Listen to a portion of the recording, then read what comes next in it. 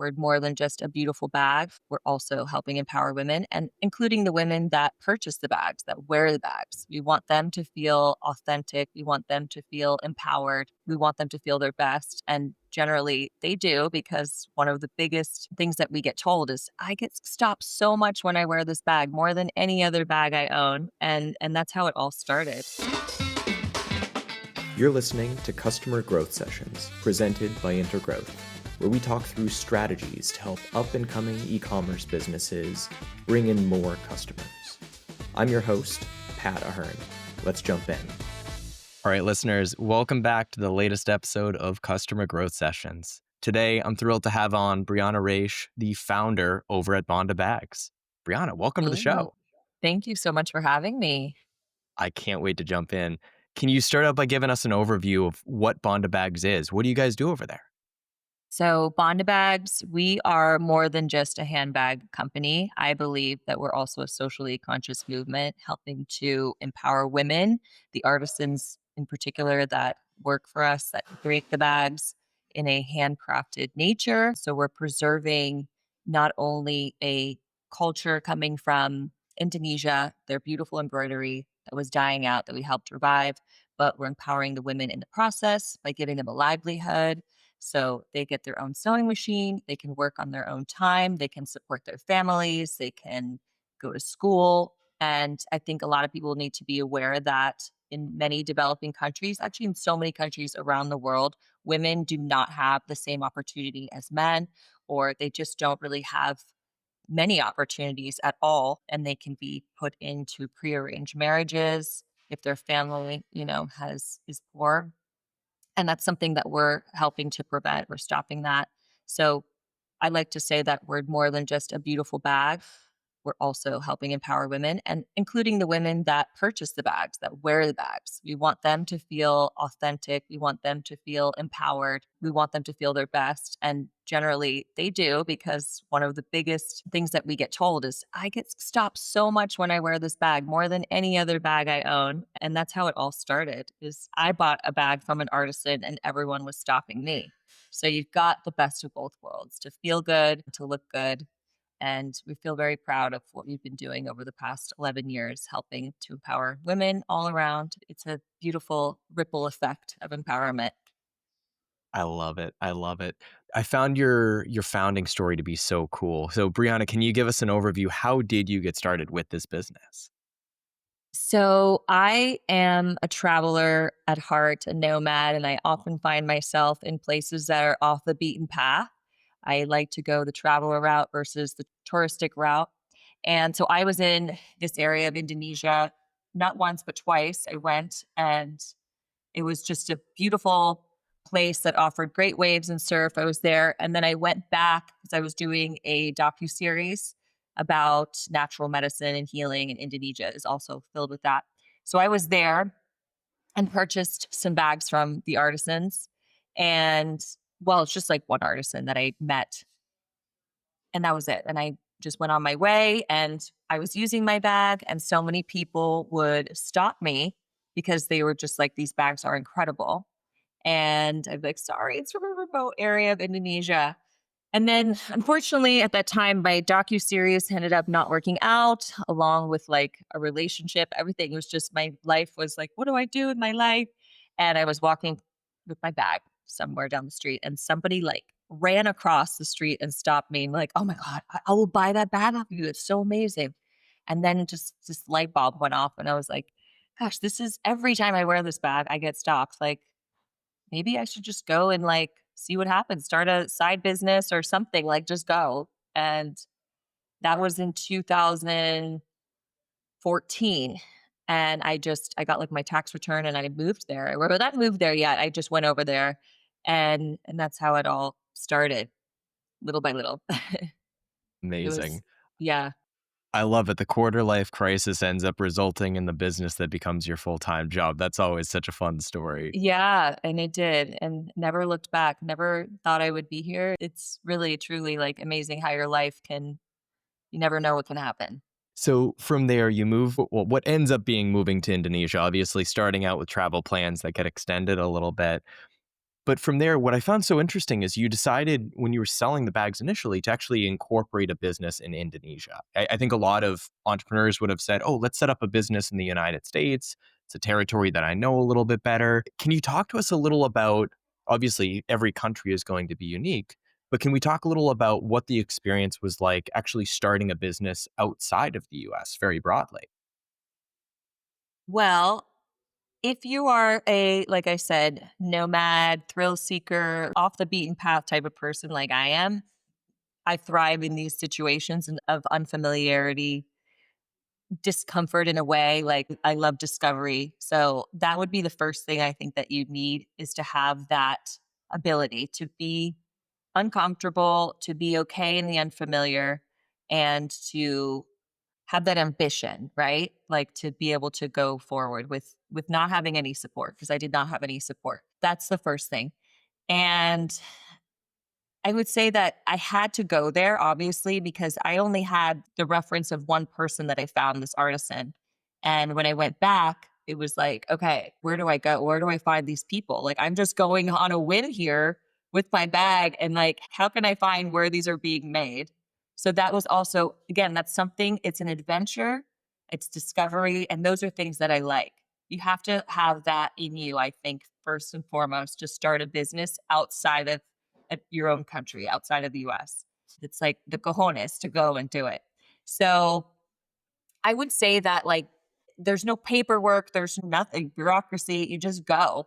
And it was just going on a whim and trusting that I have also a lot of optimism. I think that's important and trusting that it's going to work out. So obviously everyone was like, you're crazy. Where are you going? What are you doing? Especially because the area that these bags are made has a bad reputation. It's a very Muslim place. It's under Sharia law. It's completely different from my culture being American. And as an American woman showing up in an area where they are not used to having tourists, I actually surprisingly, people were so friendly and just so thrilled to see someone different. Like I was getting stares all the time and how can I have a selfie? And like you feel like you're a celebrity more than anything. And then eventually, like, so people wanted to help me because they just like wanted to it'd be like a celebrity showing up and you're like, sure, let me help you. Let me show you around. So people were very helpful. And little by little, it just started to find like basically was driving around with like a tour guide. He like took me as a tour guide to find these different women that they generally are like outside. They have like a little, not like a hut, but like a little gazebo that they will work outside underneath. And you can just hear the machines going. And so then we just slowly just started like saying hi. And imagine to their surprise, like seeing a white woman, like American woman, just showing up to their front door and being like, do you want to make bags together? Like, let's work together. But again, that's something that I like thrive off of that experience. I thought it was so exciting. And then eventually, like, I have to say in Indonesia, it's kind of a free for all. I didn't even need to set up a company. People were just thrilled that I was supporting creating a livelihood, creating employment opportunities, because this is an area that doesn't have that many opportunities for growth or industries, especially coming from a foreigner. So everyone was just very supportive because a lot of these developing countries, they just don't have the job opportunities that we can create here in the States. So I found that there was like a lot of support. It wasn't that, I mean, I'm not gonna say it wasn't that challenging. There was a lot of challenges, but it just kind of unfolded like how it needed to. That's amazing. To your point, I do think it takes a certain person and it takes a certain level of comfort with the unknown to be able to go over there and do that. On the front of, going over there and people going up and wanting to take selfies with you, I can relate in the smallest way that my wife spent, I think it was 9 months or 6 months living in Tanzania in Dar es Salaam, working there. So I went Mhm. out to go visit and we went to like very rural Tanzania. And at one point, there were all these like young kids that were chasing after us, yelling out "Masungu, Masungu," which is like it's Swahili for basically like white man, as if they had We never call seen a it white person before. bule in Indonesia. Bule, bule. Yeah. Oh, I love that. Talk to me a little about that support, though, because I know that the Indonesian government, in particular, was very supportive of, at least in your case. Tell us a little more about that. At first, we went from kind of needing to be a little bit out of the radar because, like I said, the culture is different. Women are treated, how to say this politely, like like I said, they just don't have the same rights as men. Okay. So at first we had to be a little bit, under the radar. We were taking women, we were working with them, the ones that had already known the embroidery, obviously, that could just started making the bags. And we were paying them more money than they were ever able to make anywhere. And that's something, money is always a sensitive thing, especially when it comes to a man, a woman, or people around you. So you have to work a little bit under the radar because in these countries, that invites opportunities for extortion, believe it or not, and other, criminal activities. Um, Not even in regards to me, but even to them. So, letting them work in their own time at their own comfort and pace and protected and safe. Not that anything really bad is going to happen, but like I said, it's just a different culture and people can behave differently than what you'd expect in America. It's just when there's money involved and in a place that there's not that much money and opportunity. So we were taking the women that we were working with that already knew how to do this embroidery and just making little by little the bags. And that was it. And then eventually, like, we were like, okay, we had more girls coming to us that were like, hey, I want to work and I want to be trained. I want to learn how to do this because they see how much these other women are getting paid. And so they want that opportunity. And one of the people I was working with was like, okay, we can do like a training program, but let's keep it discreetly just for the women to come and learn. Because what happens? A woman now is gaining her independence. She's gaining her freedom to make her own money, to make her own choices. And that might not be totally respected and tolerated by the culture, by the men. So, you know what I mean? They want a woman to be at home, to be domesticated. So we didn't want to ruffle any feathers, obviously. I don't want to disrespect any culture, but it was just something that we still want to empower women, but we have to do it in a way that is discreet. And so eventually we had like women start training little by little. And then I think what happened was the local government took notice, but I was very happy and relieved because they saw this is an opportunity for the local community to grow, to make money. This is an industry that helps support you. So we eventually did get some local support from like the local government where they provided extra sewing machines. So that was a relief because I was buying a sewing machine. So, just to get it running off the ground, it was like it's give and take and, keep investing back into the business. But so getting that support of like, hey, we're going to support you was like, oh, that was such a relief because for a little while there, it was like touch and go, kind of touchy feely about how to empower the women, but to also be respectful to the local norms and custom and culture. So yes, they actually saw the impact and the money that they were making. And they're like, oh, okay, we want to support you. They helped. They gave us some sewing machines and they gave us basically other blessings. And that was great. That was very helpful. Amazon is the ultimate double-edged sword when it comes to generating sales. It's an incredible source of revenue for e-com brands, but become too successful and you risk Amazon creating the Amazon Basics version of your product and taking away all your sales. We see it happen all the time, and that's why we help businesses to build a second customer acquisition machine before they lose their Amazon sales. Interested in hearing more? Reach out to us at intergrowth.com/CGS to book a complimentary strategy session with our team. Once again, that's intergrowth.com/CGS. All right, back to the show. That's amazing. And I want to talk back to the training program and hiring in just a minute, but I did want to ask first, so you're producing all these bags. What did you end up doing with them? Let's say in terms of like temporary storage until they get sold. Did you find like a warehouse you could store them in Indonesia, ship them individually, or what did that look like?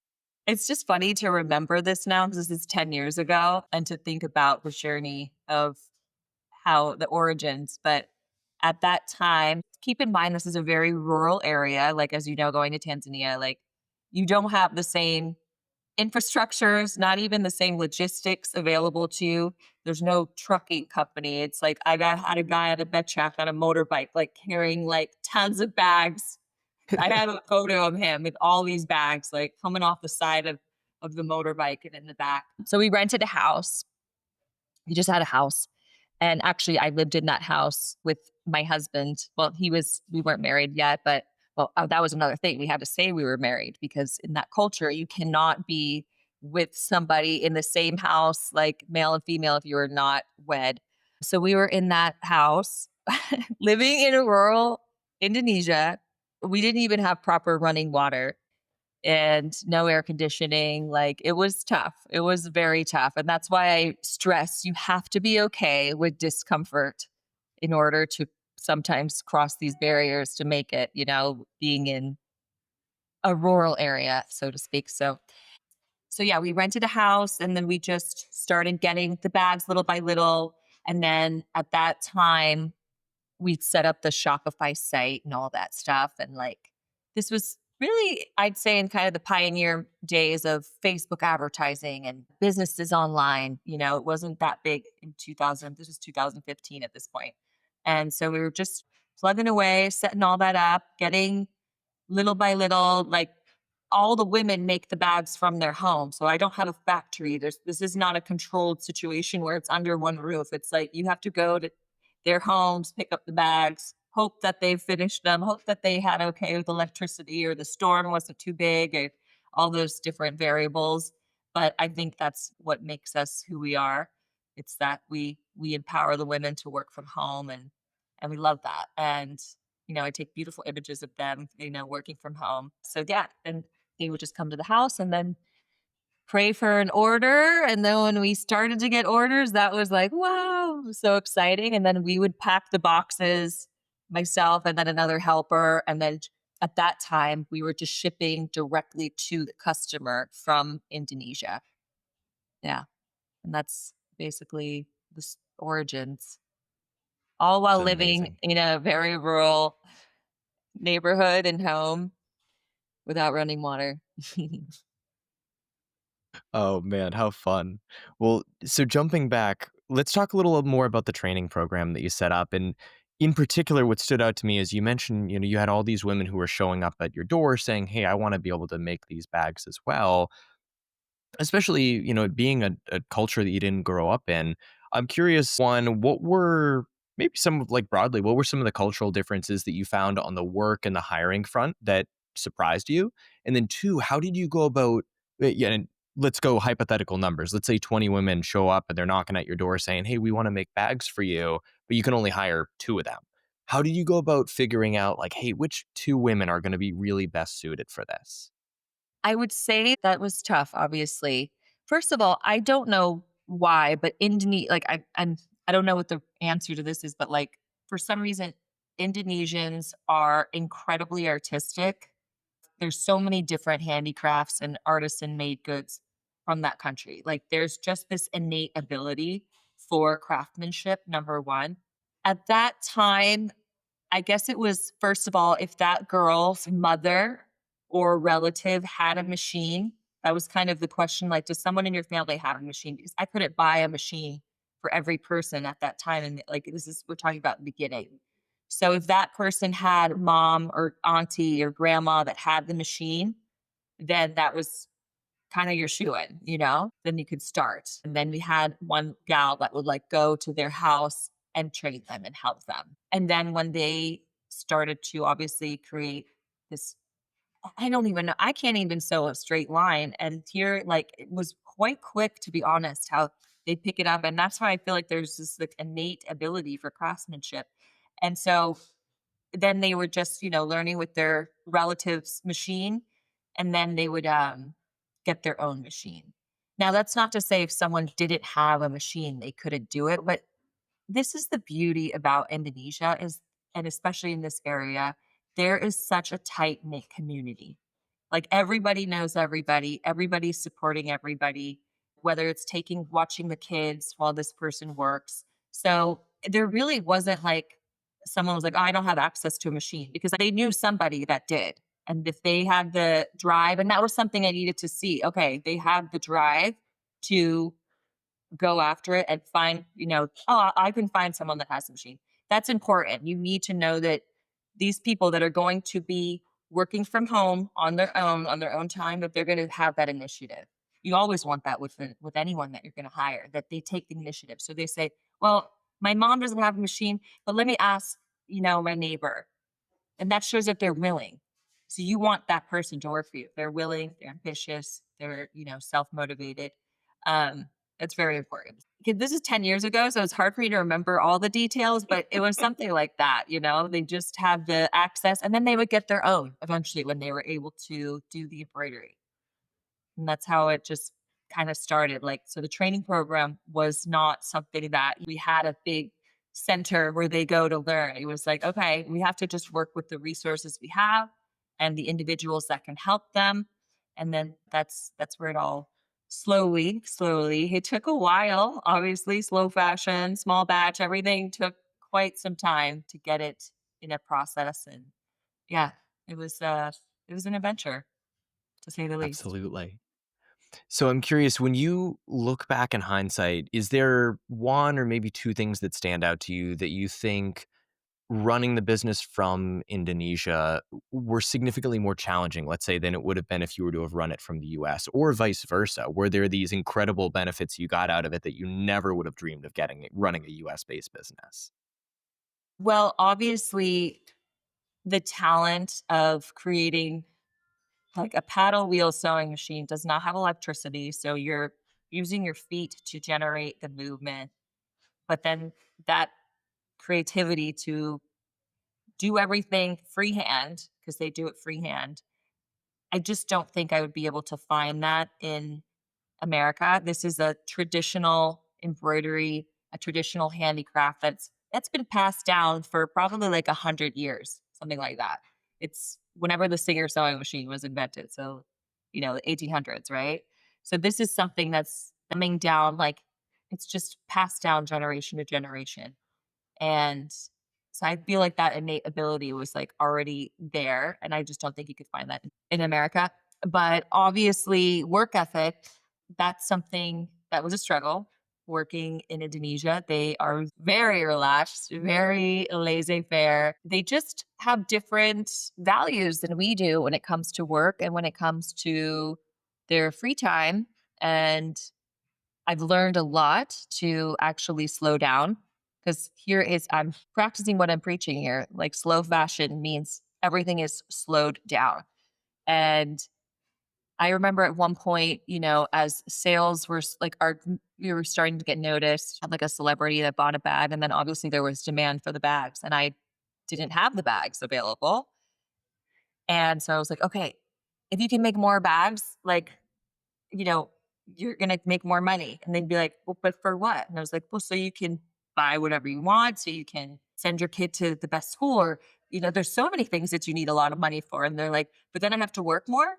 And I was like, well, yeah, you'd have to work more, because that's how, but they're like, but I don't want to. Like, I'm good like this. Like, I need my free time. I need to not have stress. And I was like, okay. Yeah, that's fair enough. That's my American mentality of like, let's go, let's go, let's go. And they're like, no, we need to have like this balance between actually their spiritual life. Cause like I said, they're quite religious. They go to the mosque a lot. They have a lot of cultural activities, a lot of community weddings that are like with 800 people and for days upon days. And if there's a death, it's a big celebration, lots of celebrations for all types of moments of life. And they want to celebrate life. They don't need to make business and work their number one priority, which I feel like we do a lot in the Western countries in the United States. So that was something, that was a beautiful lesson for me to learn and to embody. Okay, yeah, we are going to work slow and ethical. And that's what we probably need more of, is just to chill. Struggling to get new customers? We're here to help. Hey, this is Pat, the host of Customer Growth Sessions. Our agency, Intergrowth, has been helping e-commerce brands like Bella Bridesmaids, Brevity, and JS Dental to get more customers online since 2016. Interested in seeing how we'd help you? Head over to intergrowth.com/CGS to book a complimentary consultation with me. That's intergrowth.com/CGS. All right, back to the show. I can 100% relate. I joke with my wife that, so I'm in Stockholm, Sweden nowadays, and I joke with my wife that I would say Europeans broadly, but specifically I see this for Swedes, tend to take a lot of vacation time in the summer compared to what we're used to in the Yes, US. yes, Europeans It, do. it's very common that a European would have an out of office, maybe like an out of office autoresponder on their email from like mid July through mid August, let's say. And that autoresponder might be, hey, thanks for reaching out.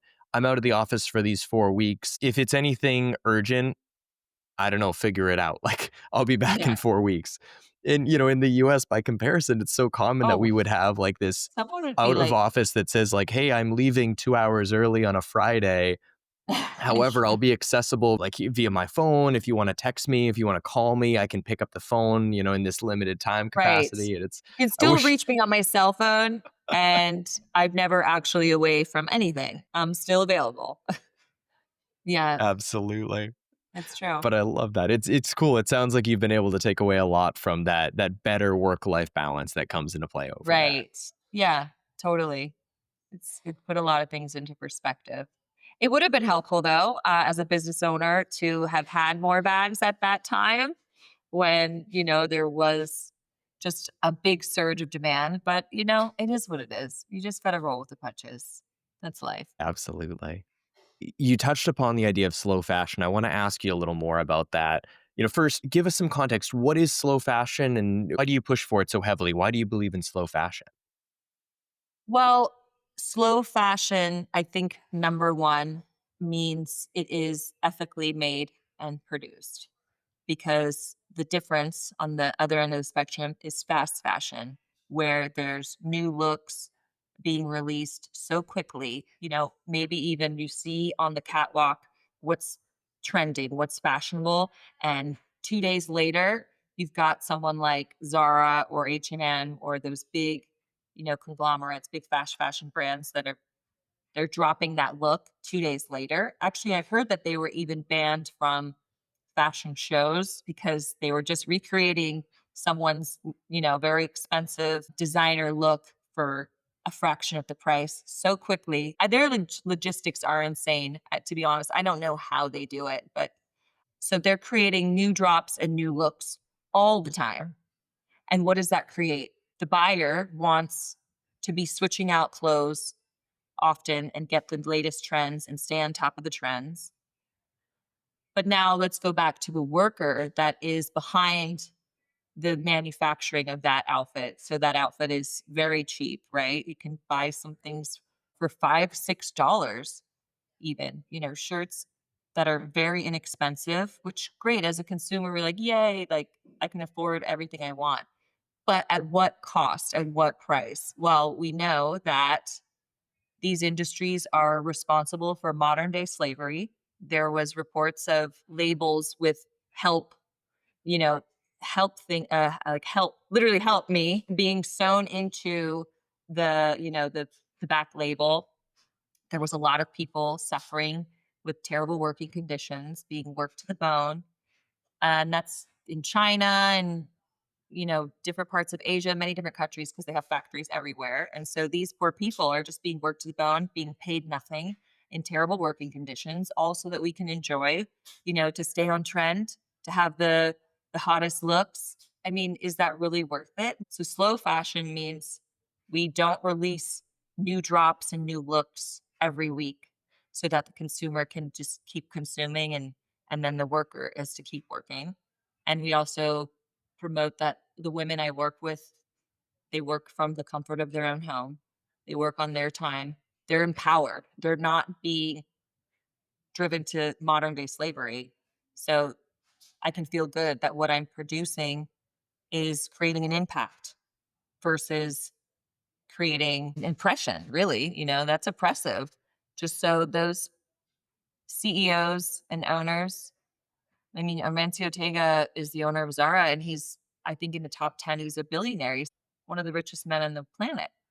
So there's just that huge gap now that we've created. I can't stand behind that. I could never like think that the people that are working under me are suffering. And I think it's something that we just don't take into account because you don't see these big companies even showing their workers. Why would they? Why would they show the conditions that they're making for these products? Like they would never do that because that's not something they care about. And so it's something that falls deaf on the ears of the consumer. We don't take into consideration how these things are being made. And also there's an environmental impact, the waste. Now you've created a disposable culture like, oh, okay, I'm just going to go on to the next trend. I don't want this shirt anymore and throw it out. And we have massive, massive issues with pollution of like, I think fast fashion is one of the biggest polluters in the world with all the leftover clothes that just get thrown to the dumpster and they're just filling up different areas but they don't even know what to do with it. I also even heard that some of these fast fashion companies have to just burn product if they don't sell it. That's insane. So why are we producing so much and why are we making people feel like they need to consume so much and why are we hurting the people who make it in the process? It's just everything about it is fundamentally wrong. And so that's the difference between slow fashion and fast fashion and why we should go back to slow fashion. Also, it lasts longer. It's quality versus quantity. There's like so many reasons. There's really a lot of reasons to go back to slow fashion. I'm curious. I want to play devil's advocate, and I realize this is a sensitive subject. Hope I don't ruffle any feathers with this, but I think hearing the arguments, counter arguments can be really beneficial. So let's assume for a minute that I am a business owner. All I care about is profits. All I care about is the bottom line. What would you tell me if I'm considering starting a clothing brand and I'm saying, hey, I'm planning on going down the fast fashion route because I see that as the best way to earn a profit? What would you say to me in response there?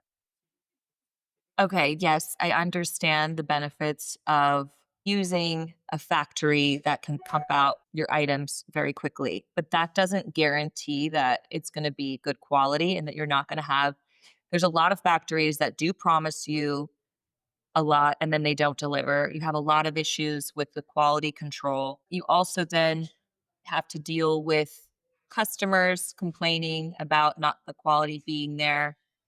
So there are some, it's not always going to be a guarantee that just because you got it cheap that it's, going to bring you profits. There can be many other issues in terms of like the production. I guess it just depends. If you're the type of person whose goals are profit and you can turn a blind eye, I mean, there's going to be consequences someday later, that's on your consciousness. I don't know. I feel like you'll pay that price at some point. And that could even be like there was a factory I heard that had like collapsed, like the roof had collapsed and killed a bunch of workers. So I'm not saying that's going to happen to someone just because they choose to go that route, but I think there's just a lot more risks involved. And maybe there is a get rich quick, but I just think there's always a price to be paid somewhere with that. And I'm not willing to pay that price. So it's up to, that individual to what is that called? Cost benefit The analysis? cost benefit analysis. Yeah. Would say there is a shift slowly happening, slowly occurring, where I do think a lot of people want more transparency from brands and they want to know, how things are being made. And they want to know that the person making it is being taken care of. Slowly, there's a lot of individuals that don't care, they don't think about it, but with education, with time, I do think we are seeing a shift. And so that when you can speak for your employees, that does create more trust amongst your clients. Well, so Brianna, I love this. And to me, one of the other big things that stands out, that's another huge benefit of the slow fashion route.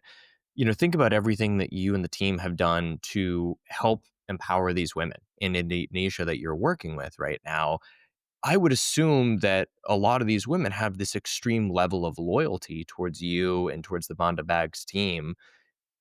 That to me has a huge, huge benefit. If you get these people who are really excited to come to work, who are really excited to be part of your team, And I would imagine a lot of them might have daughters, younger sisters, you name it, who end up being part of your team as well. And I would imagine there are people lining up to be able to work with you compared to some of these other shops that maybe are kind of the last resort if they can't find something else. So No, if you're getting the best absolutely. people, that's a huge benefit.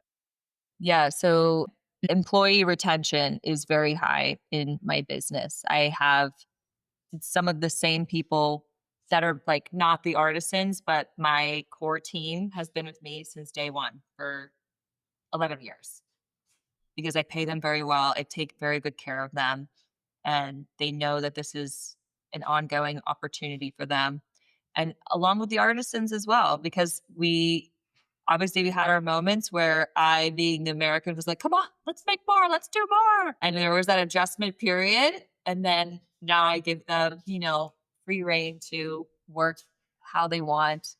And they've been with me from the beginning. And like you said, they only just invite more family members. So the training is already just being done like by itself. It's not something I have to be there. And the business is operating on its own essentially in Indonesia without me being there. Now, it took some time, but now it runs on its own. We have the procedures, the SOP, everything in place for people they want this to continue. They want this to work out because this is a huge opportunity for women. And like I said, it wasn't until honestly a few years ago that someone said, "Oh, this is so great because like a lot of women now don't have to be sold off by their family into prearranged marriages. Like now they can provide for their family." And that was like, oh my gosh, like a huge eye opener moment because can you imagine, as a free American woman, like I've always been given the choice. I have too many choices of what I'm going to do. And here these women have no choice but to marry someone they don't even love just because their family can't afford to take care of them or take care of themselves. It's almost like it's barbaric, really. It's ancient, like things you hear about in antiquity. Yeah, obviously these women now are like making amazing money, setting their own time and schedule, and feeling very empowered. So, of course, the retention of my employees and my artisans is, I don't have any issues. I think I've fired maybe a few people in my lifetime or had to let someone go. And that was never the artisans, that was other people that were trying to come in and take from me. But that's something that can happen in businesses, of course. Sometimes your most trusted person can turn on you. That's happened to me once. Oof. So, Brianna, this has been amazing. For listeners who want to buy their own Banda bag, where can they find you guys online? Okay, so you just have to go to Banda, that's Banda, bandabags.com. And we have some new items finally coming after a while. So it'll be a great time to come to our site and you'll get to see, please check out how we're made, the about us, look at some videos because it's truly works of art and you'll appreciate it. And we'd love to welcome you to our Banda community. I have a great following of women that once they go Banda, they never go back. Once again, listeners, this is Brianna Raich, the founder over at Banda Bags.